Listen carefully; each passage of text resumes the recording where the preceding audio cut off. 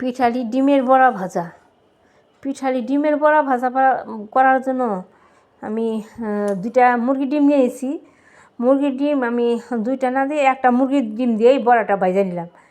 নিছি সামান্য পরিমাণ ময়দা, আর নিছি মুসুরি ডাল বাটা, সামান্য একটু চালের গুঁড়া, এই সব কিছু দিয়ে পিঠালি বানাইছি, তৈরি করছি। একটা ব্যাটার তৈরি করছি, কইরা আমি ডিমটা ভেঙে দিছি।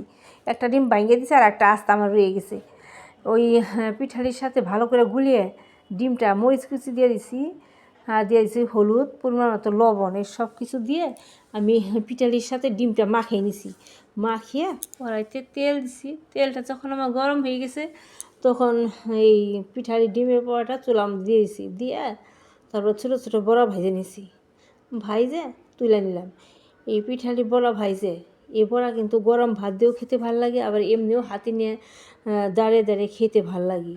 বিকালবেলা ভাজালাম আর দাঁড়িয়ে দাঁড়িয়ে এরকম বড়া 2-1টা আমি খাইলাম। কারণ এরকম বড়া আমি ভাইজে প্রায় সময় খাই, আমার কাছে খুব ভালো লাগে।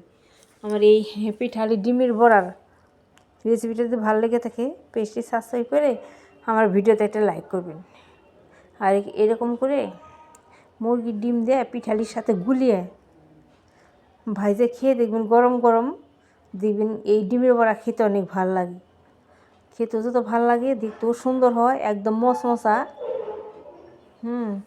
খেতেও কিন্তু সুন্দর ভালো লাগে এই পিঠালির ডিমের বড়া।